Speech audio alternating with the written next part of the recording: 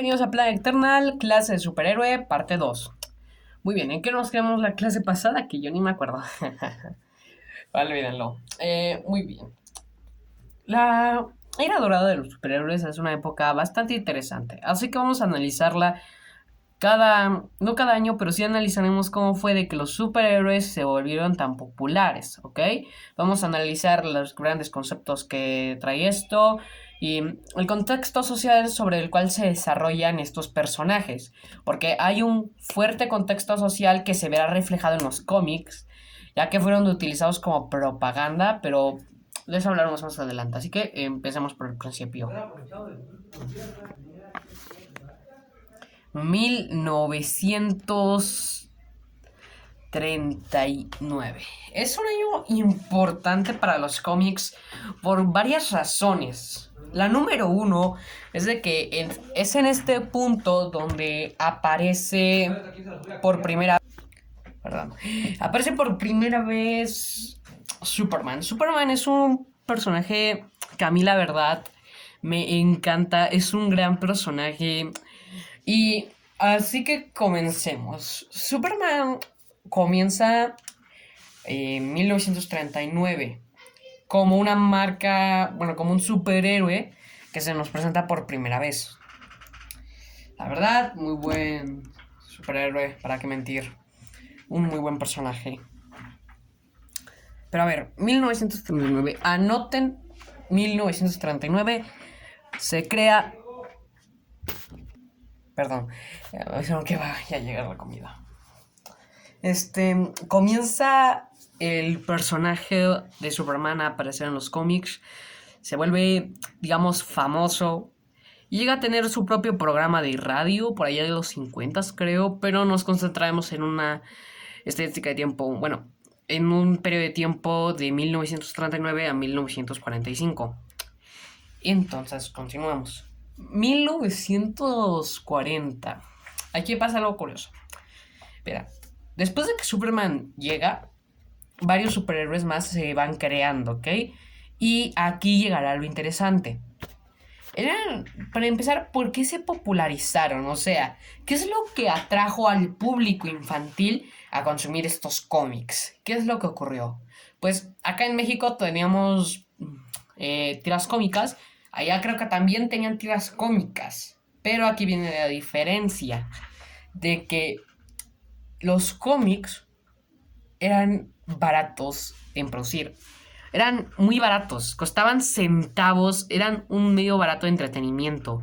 Y es lo que querían, entretenerse, olvidarse un momento de la guerra. Así que digamos que si estos cómics, en lugar de tratar de superhéroes, hubieran tratado de temas, por ejemplo, no lo sé, o sea, cualquier cosa de entretenimiento hubiera servido y hubiera funcionado que en este punto lo que se les hubiera ocurrido, no sé, como invasiones extraterrestres, habría llegado a los cómics, ¿ok? Hubiera llegado a los cómics, sería un éxito, ¿ok? Aquí sí fue un éxito asegurado, porque la gente no ganaba mucho dinero en aquellos años. Así que ese entretenimiento barato y funcional fue bastante capaz, bastante épico y le permitió a la empresa del cómic crecer de maneras exorbitantes. Nunca antes, o sea, esto está exagerando, pero nunca antes creo yo que... No, o sea, tal vez nunca antes se había replicado el éxito.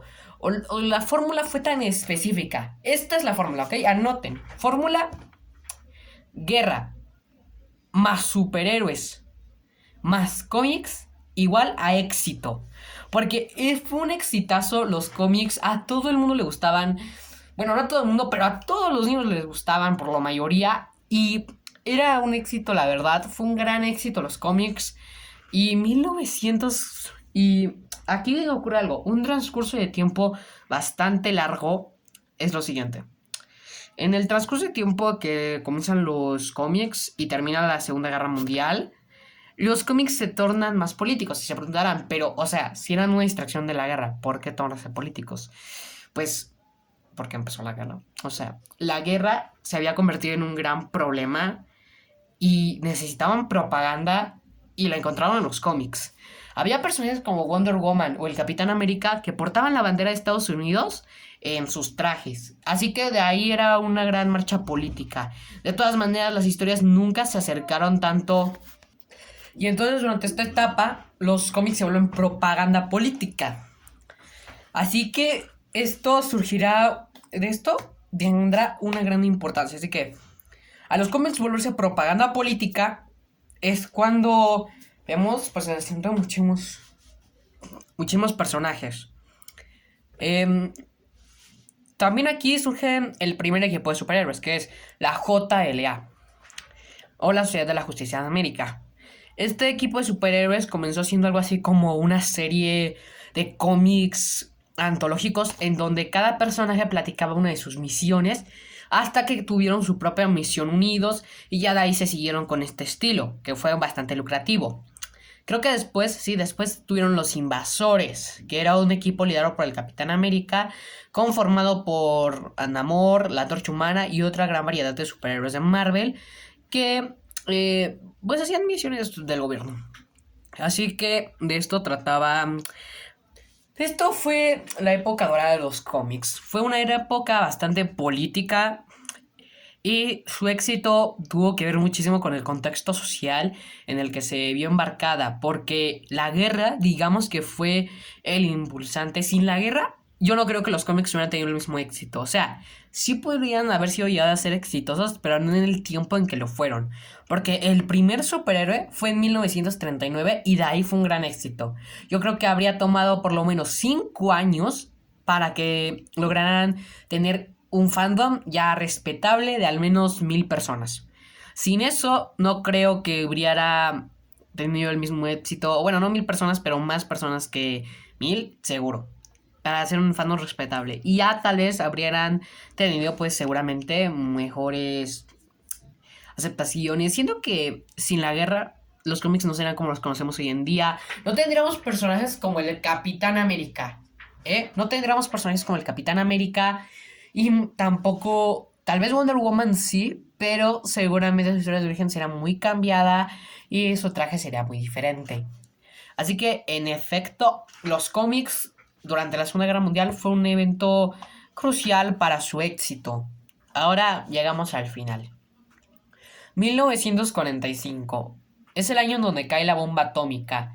Oppenheimer se consagra como uno de los hombres que puede destruir el mundo. La gente está enloquecida por lo que está ocurriendo. Hemos obtenido el poder de Dios. Y los cómics decaen sus ventas. Ya sin la guerra, no hay razones para seguir leyendo cómics. ¿Ok? Ya la guerra pasó, ya no hay razón para seguir leyendo cómics.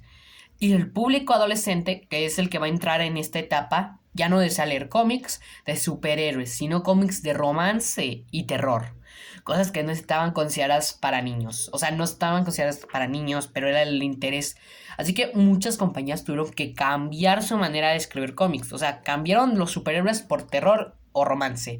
Cualquiera de las dos funcionaba. Así que eso era lo que irían leyendo desde ahora los niños de esta época, ya los adolescentes, que fueron los que, digamos, a sus 10 años comenzaron a leer cómics, ahí a los 15 ya iban a leer otro tipo de cómics. Aquí eran un negocio, ¿ok? Eran demasiado negocio, pero llegará un punto en unos años donde se vayan a volver pasión. Así que, digamos, y si escribimos la era dorada de los cómics, sería... Con una sola palabra, si yo escribiera esta edad dorada, sería con la siguiente, que sería, suerte. Suerte, es lo que mejor puedo describirlo. Siento que fue un golpe de suerte que hayan tenido los superhéroes, el éxito que tuvieron, porque en definitiva no creo ni de broma que hayan tenido el mismo éxito que pudieron haber alcanzado con, pues, el mismo éxito que pudieron haber alcanzado con el contexto social en el que se desarrollaron, que era en una guerra en donde la economía iba mal, así que fueron tan baratos que lograron ganar mucho. Era un sistema bastante interesante, lo cual demuestra una cosa: entre más barato sea tu producto, más accesible es y mucha gente más puede comprarlo.